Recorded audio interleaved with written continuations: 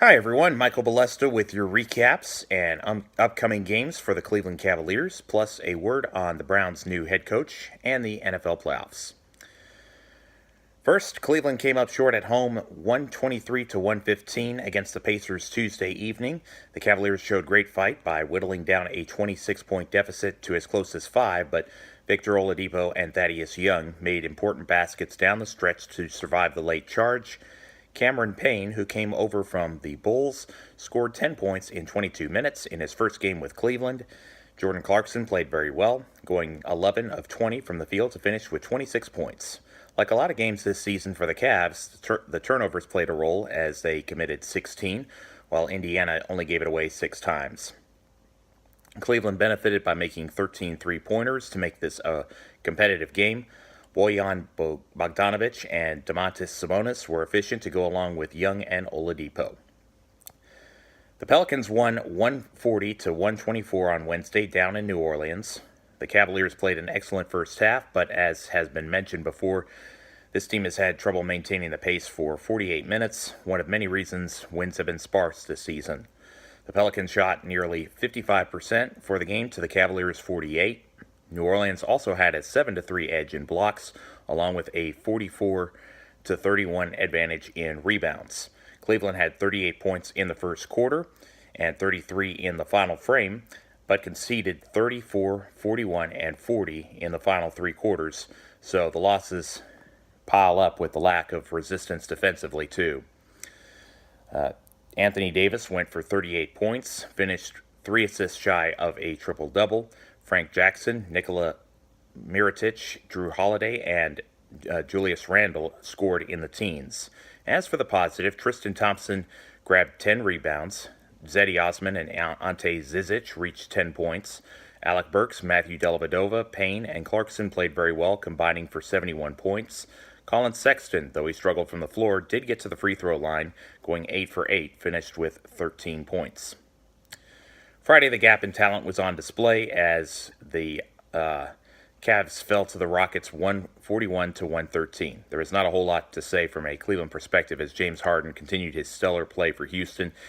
He scored 43 points, had 10 rebounds, and 12 assists.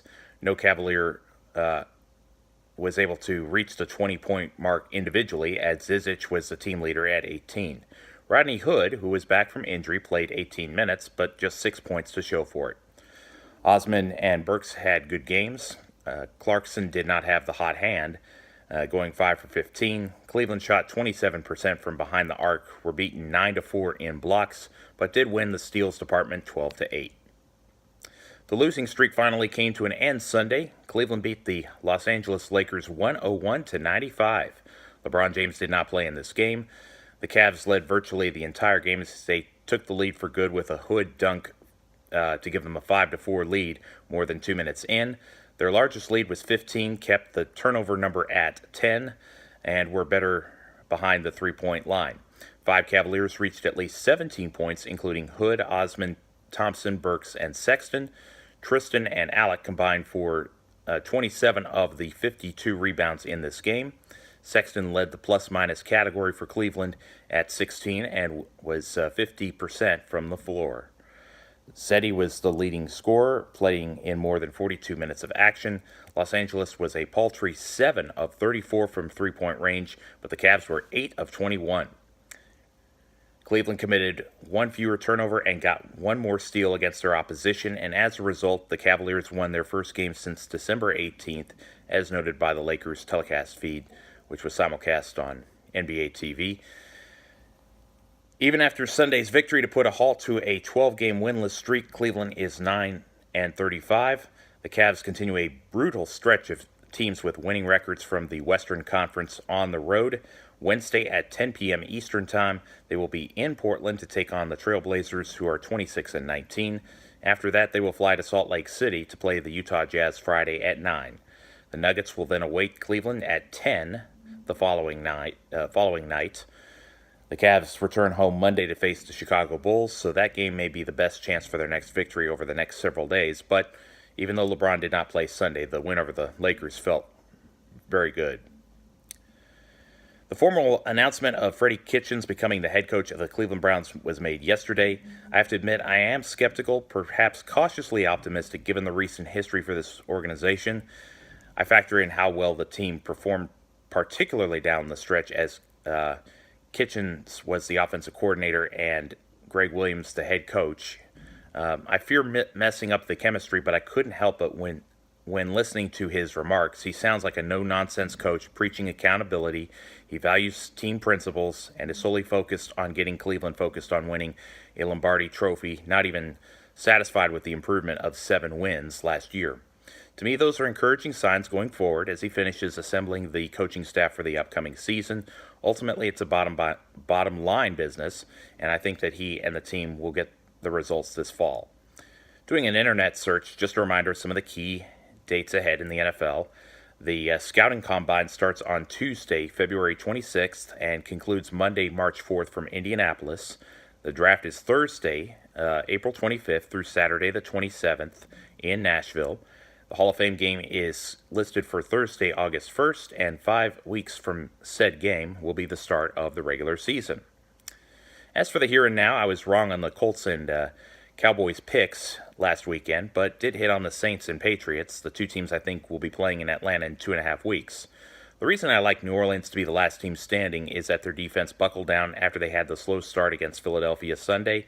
The Saints have shown that they can win shootouts as well as defensive slugfests.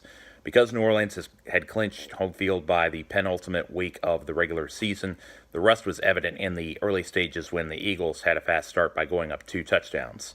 The Saints showed great maturation in responding to the adversity, but the fake punt by Taysom Hill on their own side of the field to convert 4th down got the team energized, leading to their first score. They had taken Philadelphia's best punch and did not look back, though they had to sweat out a late push by the visitors before an interception inside the last 2 minutes ensured that New Orleans would be hosting the Los Angeles Rams for the NFC Championship this Sunday. I will say 49-42, Saints will be the final score, and the arm of Drew Brees will be needed more so than last week. Over in the AFC, I greatly underestimated Kansas City's defense as they showed up against Indianapolis, holding them to 13 points this past Saturday. In the other divisional game, I was not surprised about who advanced, but that the game was over by the second quarter as the Patriots poured it on the Chargers 41-22. In the AFC Championship, though the game is in Kansas City, despite how far Patrick Mahomes has come in his first full year as a starting quarterback, I still think New England still has the know-how with the experience of Tom Brady and Bill Belichick and will win a shootout 37-34. Please check out the Facebook group, North Texas Browns Backers page, and hit the like button for the latest updates there. The text of this blog is available at http://www.mjbolesta2, as in the number 2, blog.wordpress.com.